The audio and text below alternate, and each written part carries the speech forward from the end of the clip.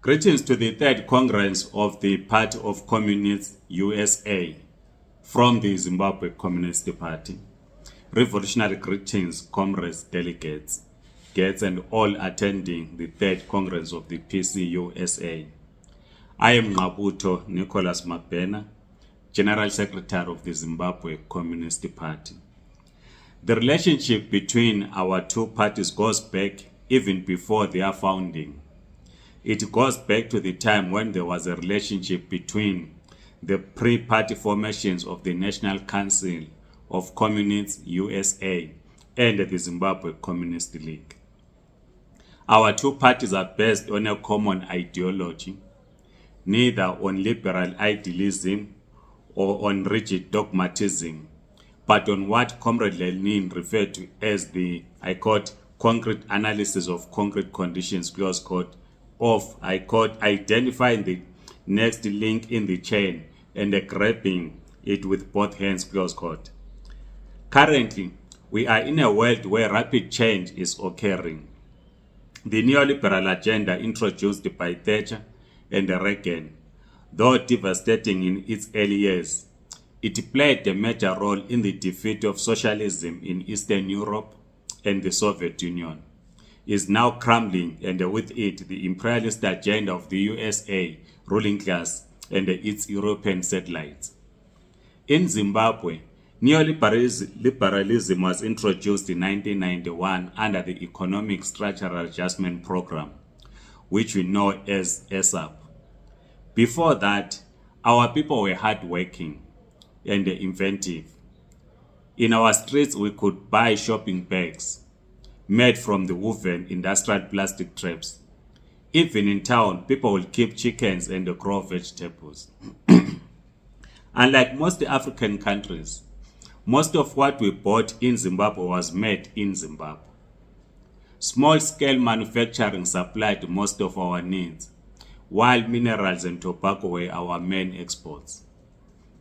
Then, with the start of ESAP, on television, Kingdom Securities daily broadcast an advert saying, I quote, making money makes sense, close quote.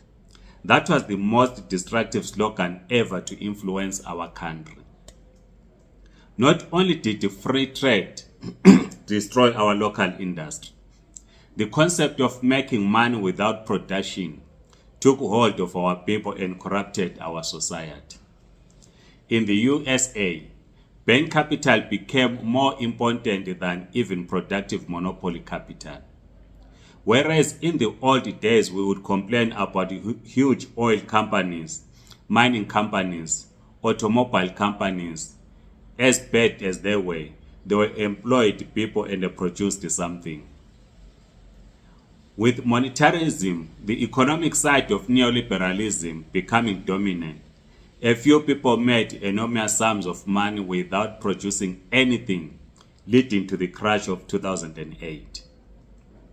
A frightened government bailed out the banks and through US Treasury bonds, managed to offload the debt to other countries. The other factor, which is now destroying US global domination, is the program of military domination. This too is unsustainable. Your president, Eisenhower, in his farewell speech of 1961, warned of the power of the military-industrial complex. Comrades, much has been made of state capture in South Africa by the Gupta family and others under the presidency of Jacob Zuma.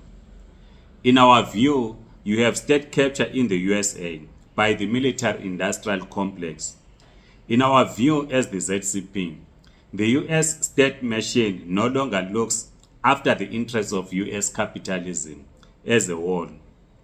John Mayer has indirectly pointed this out, as have a number of commentators who are very far from being communists. The growing industrial might of China and indeed several East Asian countries has for a long time been challenging the international community. Now from October last year, BRICS is for the first time leading the whole civilized world in an organized fashion against the international community. The nodal point of change, however, came as a result of the deliberate provocation of Russia. Though there has been a huge cost in human lives, most notable through the adventurism of Victoria Nuland, led to a NATO being drawn into supporting a war that anyone in their right mind would never have dared to attempt. Joe Biden imagines that he can succeed where Napoleon Bonaparte and Adolf Hitler failed. On the way, by destroying the Nord Stream gas pipeline, he destroyed the economy of what was 3 years ago Europe's strongest economy, Germany.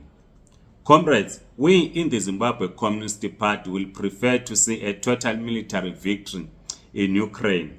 We do not believe that NATO can be defeated by any other means.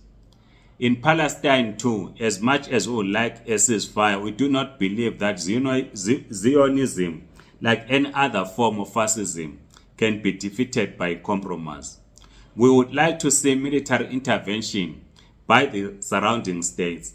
Each time the Palestinians compromise, they lose more land. In Africa, we are delighted by the formation of the Sahel Alliance of Mali, Burkina Faso, and Niger. We are particularly impressed by the eloquent Ibrahim Traoré of Burkina Faso. All three countries are now both building infrastructure and defeating jihadist rebels. The victory of Bassirou Diomaye Faye in the recent election in Senegal has added to the disintegration of the French neo-colonial empire in West Africa. The entry of Egypt and Ethiopia into BRICS gives us hope, as does the recognition of independent Somaliland by Ethiopia. Somaliland declared independence from Somalia in 1991, but has never had international recognition. Yet Somaliland is functional while Somalia is not. We strongly support the stance taken by South Africa in refusing to condemn Russia, taking Israel to court, and its role in hosting the BRICS summit in October 2023. However, years of corrupt government and following neoliberal economic program have weakened support for the ANC. It is very obvious that the USA and the allies will work towards an ANC defeat at the coming general elections. In Zimbabwe, our economy is growing, but there has not been any trickle down to the people. There has been no improvement in the living standards of the majority. Local and foreign, including Chinese companies, are ill-treating Zimbabwean workers. The ZCP has membership within mining unions, but the government and authorities are not upholding labor laws. Worse, this year there has been drought. Global warming is hitting us. Our party has been at the forefront in supporting tree planting, paddock pasturing, and other methods of improving agriculture. We look forward to rebuilding the international communist movement in a way which will constructively deal with the current conditions without sliding into either revisionism or dogmatism. We are winning the anti-imperialist struggle, but class struggle continues. Though the anti-imperialist struggle and the class struggle are related, they are not identical. Comrades, may your third Congress advance the growth and influence of your party. Red salute, Amandla, comrades.